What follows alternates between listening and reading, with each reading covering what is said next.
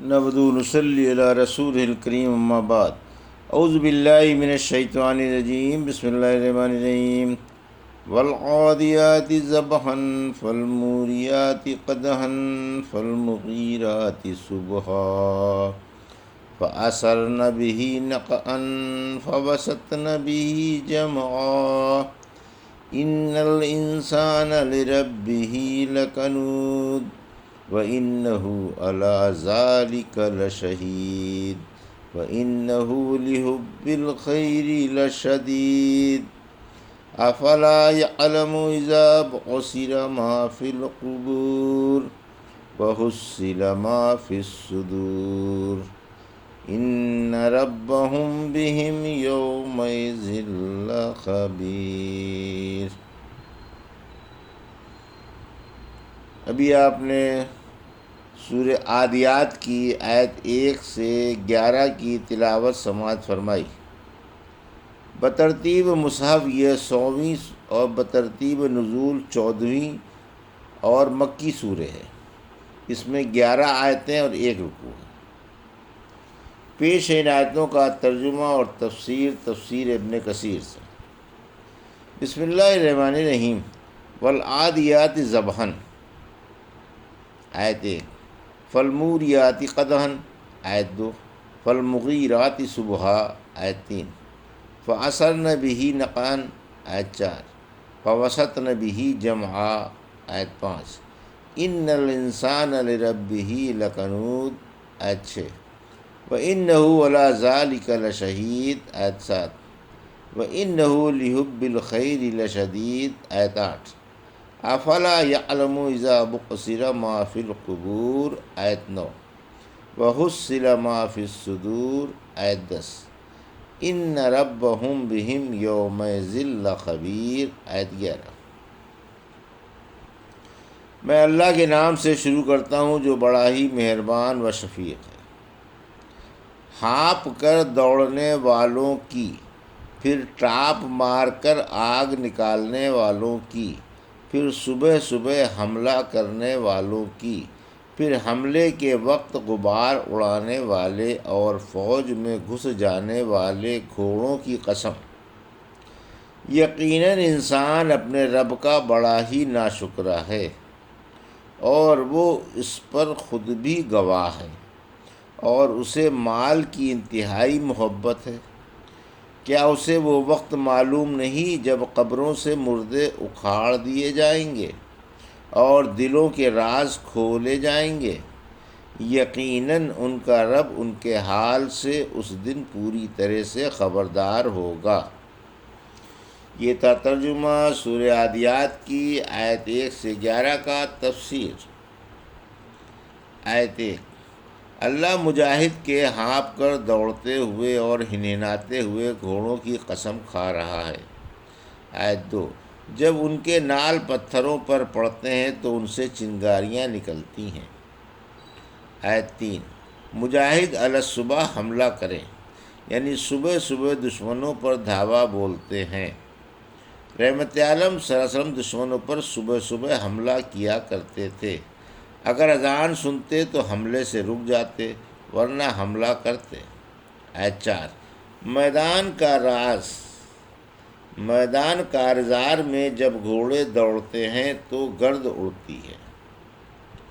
آیت 5، یعنی دشمنوں میں گھس کر مار کاٹ کرنے والے گھوڑوں کی قسم۔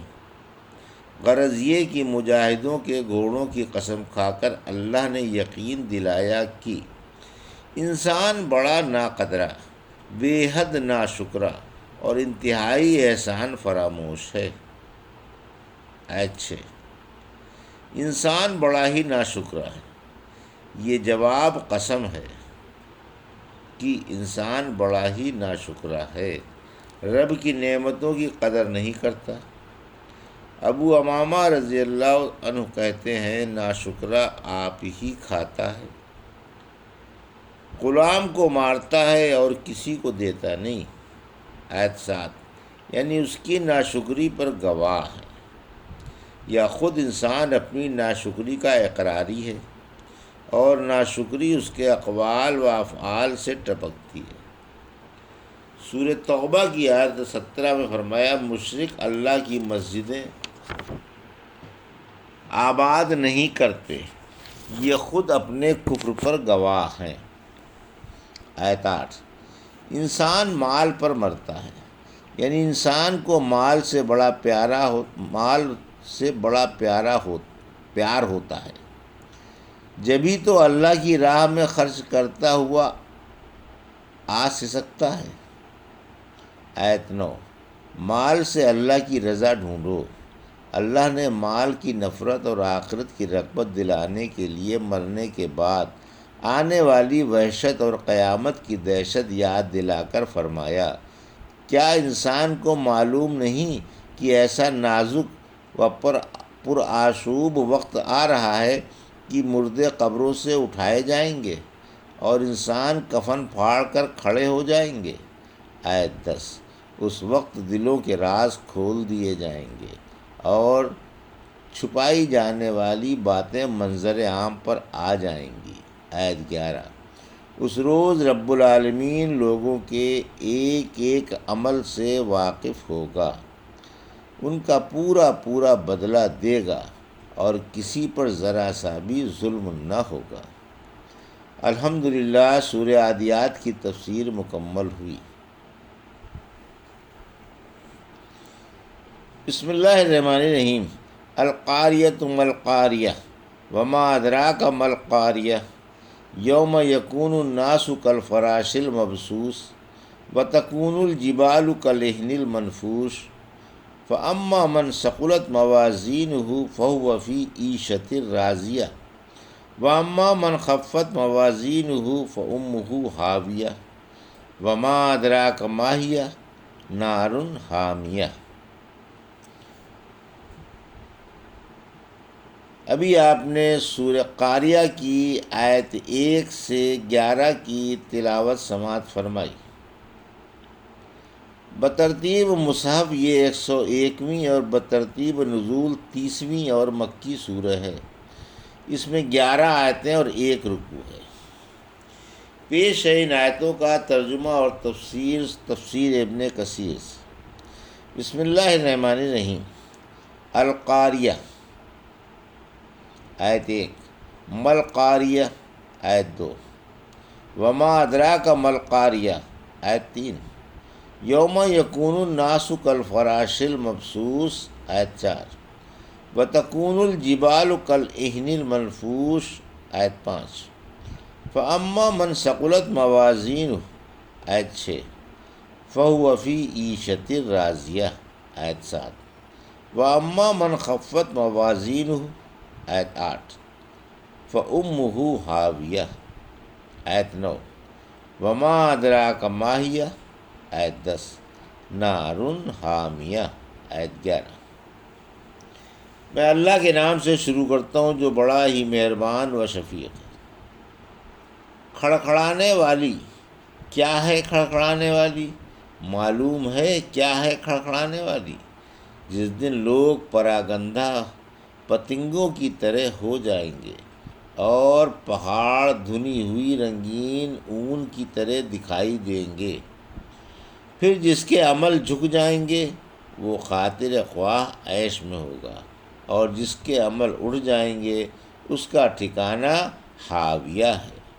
معلوم ہے ہاویہ کیا ہے؟ وہ تیز آگ ہے۔ یہ تھا ترجمہ سورہ قاریہ کی آیت 1 سے 11 کا۔ تفسیر قاریہ کی تفسیر، قاریہ بھی حاقہ، تامہ، ساقہ اور غاشیہ وغیرہ کی طرح قیامت کا نام ہے۔ آیت 2 اور 3، قیامت کی اہمیت اور اس کے ہول بیان کرنے کے لیے فرمایا کہ قاریہ کیا ہے؟ جانتے ہو قاریہ کیا ہے؟ آیت 4، قاریہ وہ پریشان کن دن ہے جس دن لوگ میدان حشر میں رواں دواں اور سرگرداں پروانوں کی طرح پھیل پڑیں گے۔ سورہ قمر کی آیت 7 میں فرمایا گویا وہ پراگندہ ٹڈیاں ہوں۔ پہاڑ روئی کے ذروں کی طرح اڑیں گے۔ آیت 5، جیسے دھندتے وقت روئی کے ذرات ہوا میں اڑتے نظر آتے ہیں، اسی طرح پہاڑ پھٹ کر چور چور ہو کر فضا میں اڑتے پھریں گے۔ آیت 6-7، نیکوں کا حسن انجام۔ عبادت گزاروں اور نیکوں کے نیک انجام کا بیان ہے کہ اس روز ان کی کیسی کیسی آؤ بھگت ہوگی۔ ان کے عملوں کا وزن بھاری ہوگا، نیکیاں برائیوں پر غالب آ جائیں گی اور ان کا پلہ جھک جائے گا۔ یہ خوش نصیب، دل پسند اور عیش و آرام والی زندگی سے لطف اندوز ہوں گے اور سدا بہار جنتوں کی بہاروں میں مگن ہوں گے۔ آیت 8، بروں کا انجام۔ اس دن بدبختوں کی بڑی بری گت بنے گی، بڑی مٹی پلید ہوگی، بڑی ذلت و رسوائی اور ندامت و شرمندگی ہوگی۔ ان کی برائیاں نیکیوں پر غالب آ جائیں گی اور برائیوں کا پلہ جھک جائے گا۔ یہ بد نصیب سر کے بل جہنم کی آگ میں گرا دیے جائیں گے۔ حاویہ بروں کی ماں ہے۔ یہ حاویہ بھی جہنم کے ناموں میں سے ایک نام ہے۔ اسے اس لیے کہا گیا کہ اس روز ان کا ٹھکانہ اسی کی گود میں ہوگا۔ حاویہ کی حقیقت۔ آیت 10، یعنی حاویہ خوفناک شعلے مارتی ہوئی آگ ہے جو جلا کر بھسم کر دے گی۔ اشعث بن عبداللہ کہتے ہیں، مرنے کے بعد مومن کی روح مومنوں کی روحوں کے پاس لے جائی جاتی ہے۔ فرشتے کہتے ہیں، اپنے بھائی کو تسکین دو اور اس کی دلجوئی کرو کیونکہ یہ دنیوی پریشانیوں میں پھنسا ہوا تھا۔ ارواح کہتی ہے، فلاں کا کیا حال ہے؟ آنے والی روح کہتی ہے، وہ تو کبھی کا مر چکا ہے، کیا تمہارے پاس نہیں آیا؟ ارواح کہتی ہے، سمجھ کر اس کا ذکر چھوڑو۔ وہ اپنی ماں حاویہ کی طرف گیا، معلوم ہوتا ہے، اے اللہ ہمیں جہنم سے بچا اور فردوس کی بہاریں نصیب فرما۔ آیت 11، جہنم کی آگ دنیاوی آگ سے 70 گنا تیز ہے، یعنی سخت گرم آگ ہے جس کے شعلے انتہائی تیز ہیں۔ حدیث میں ہے، دنیا کی آگ جسے تم استعمال کرتے ہو جہنم کی آگ کا 70واں حصہ ہے۔ صحابہ بولے، اے اللہ کے رسول صلی اللہ علیہ وسلم، جلانے کو تو یہی کافی تھی۔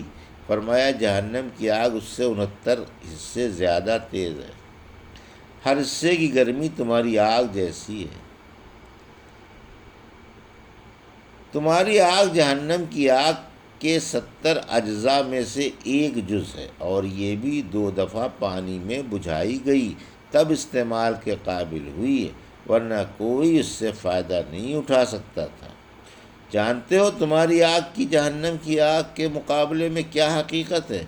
جہنم کی آگ تمہاری آگ کے دھوئیں سے 70 گنا زیادہ سیاہ ہے۔ الحمدللہ سورہ قاریہ کی تفسیر مکمل ہوئی۔ ابھی آپ نے سورہ عادیات اور سورہ قاریہ کی آیتوں کا ترجمہ اور تفسیر ابن کثیر سے سماعت فرمائی۔ بارک اللہ لی و لکم فی القرآن الحکیم ونفعنی وایاکم بآیات الذکر الحکیم۔